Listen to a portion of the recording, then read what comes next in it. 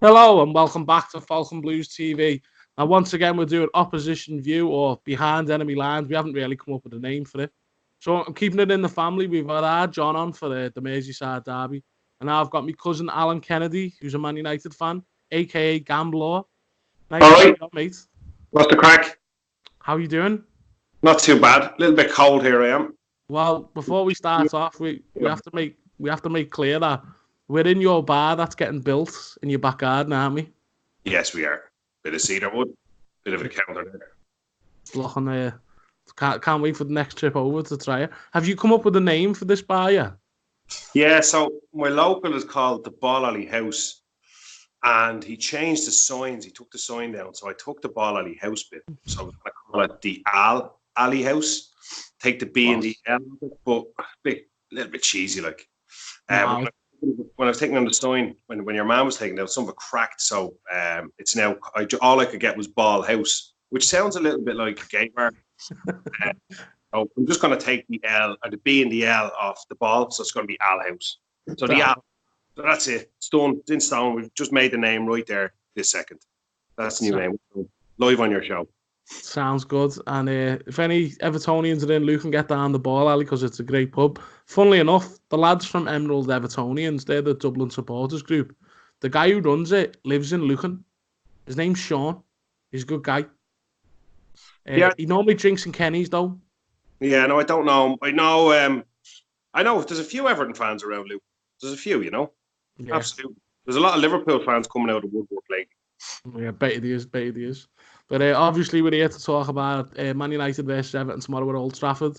Yeah. I will be there. Alan is a really good Man United fan, a very match-going Man United fan as well. In fact, you've been to Goodison twice, I believe, haven't you? More than twice. I think I've been there maybe 4 or 5 times. Yeah. I've been at 2 United and Everton games. I remember you were at the game where Man United won the league. Well, they picked up the trophy. It was David Beckham's last game and he scored a free kick, didn't he? Yeah, and I remember, I was in getting a pie at half, and the goal went in, and I let out a roar, you know. But I was in kind of with the Everton fans. But it went down well, actually. I didn't. I just got a bit of a slagging, a few people mess slaps, and it was good crack. It was good atmosphere, actually. Even after the game, I think it slightly turned. Now, still not a bad atmosphere, but it did slightly turn the atmosphere when Rooney went to United. I'm glad you've mentioned that because you were actually sitting next to me for Wayne Rooney's first game back at Goodison Park. It was in the FA Cup, and I believe Quinton Fortune scored. I can't remember who scored the second. United won 2-0 though. We had to move. Do you remember that? Yeah. Because of the jersey. yeah. I think wearing a Rooney jersey. I think at one point I nearly started arguing with some Evertonian over something stupid. Someone was moaning about Yobo or something. Sometimes we love a good row, don't we? You know what I mean, with people, and it just has to happen sometimes. But no, we've never been involved in trouble at it, so it's really good.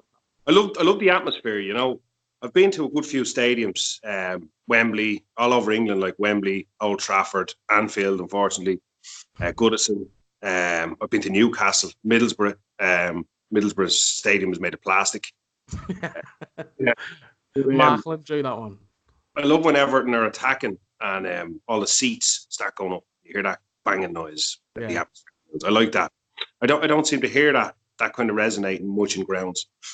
Yeah, it's top atmosphere. Yeah, some good games as well. I think I was at a game a couple of years ago. He bet Fulham 4-3. Epic game, you know, and it was a dead rubber, but it was just top class football, and everyone got a last minute winner.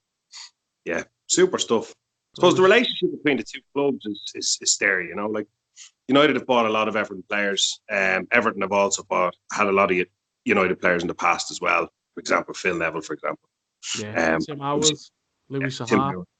What a player, Tim Howard. I love Tim Howard. Yeah, Saha as well. Yeah, absolutely. So the relationship is there. I suppose we've always been two good teams to watch and a decent game. Recent years, it hasn't been so good.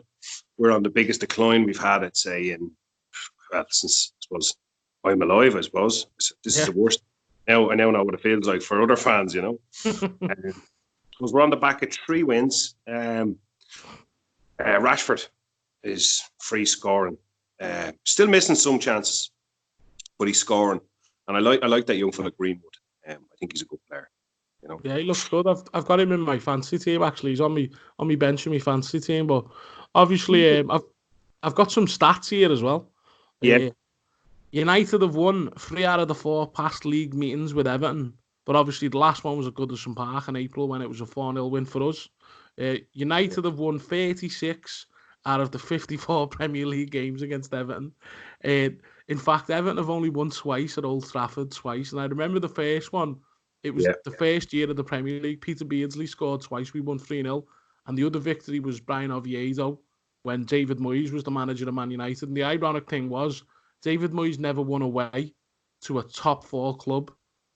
But he kind of helped Everton do it with that decline. But speaking of the likes of the young players, we're hearing that Jesse Lingard is a doubt for tomorrow.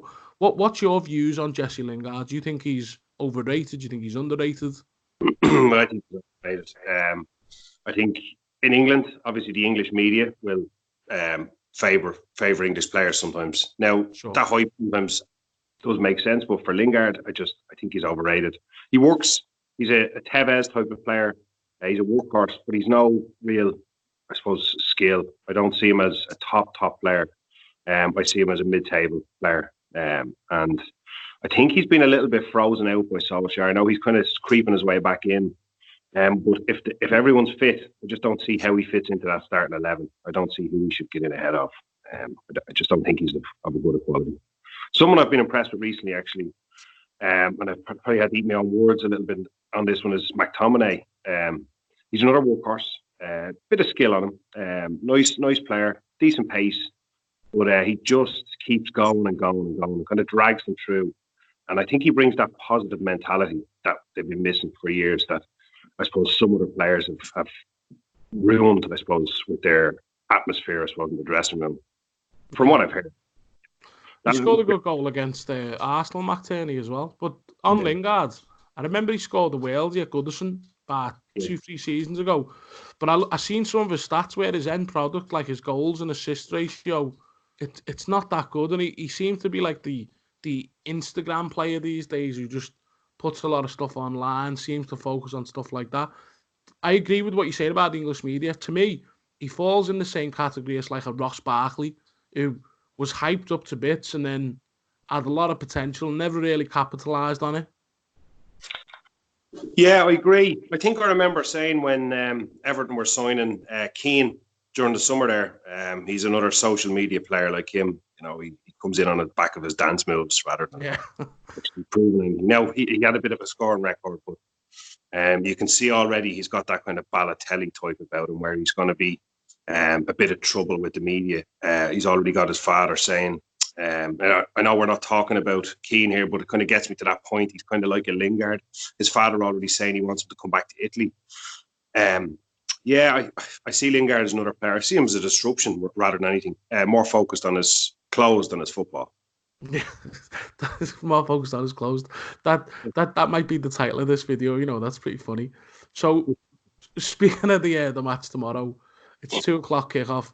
Yeah. Who would you see as Everton's danger men? The most dangerous players that could cause United problems? Richarlison has to be the most obvious. Yeah. I like him. I think Everton need to hold on to him because he was a good boy for them. He went off the boil a little bit. He always seemed to start the season absolutely free scoring loads of goals and then die off. But he seems a bit rejuvenated. I'd be really worried about him. Absolutely. I'd also say that I think there's going to be goals because Everton's United's defence aren't as they're quite shaky. Let's be honest. Yeah, that's fair. Yeah, we're both leaking goals. You know, it could be a good game, could be a high scoring game, could be won by the odd goal.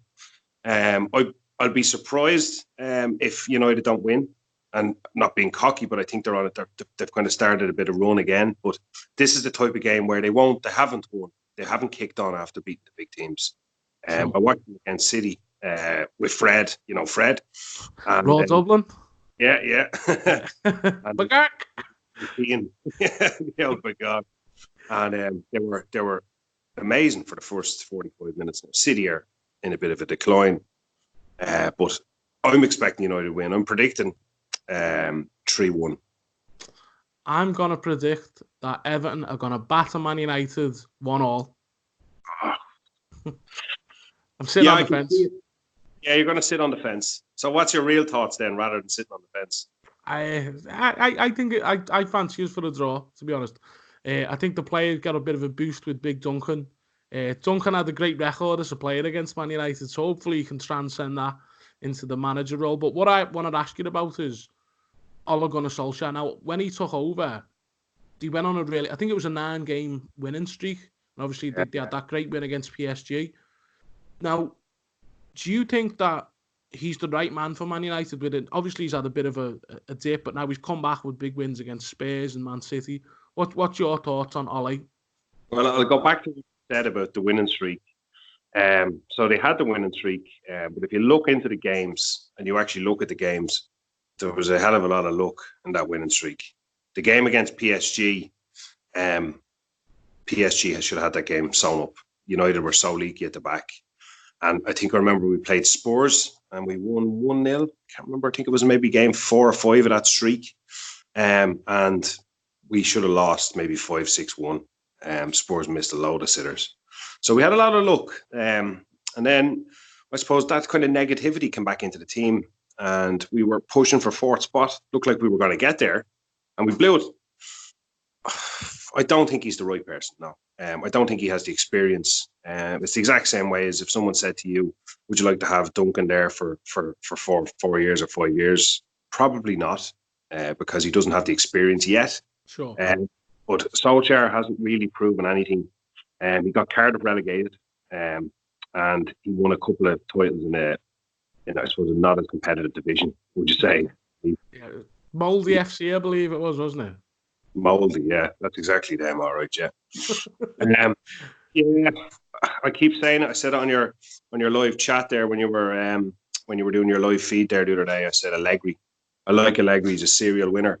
Apparently, he's a bit of a I suppose, demander for money.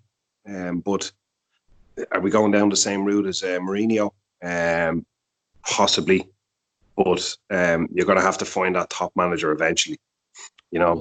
Speaking of Mourinho, I think it's going to end in tears at Spurs. Like, it does seem to end in tears at every club with Mourinho. And like the strange thing is that I see this as an Evertonian when we've sacked managers.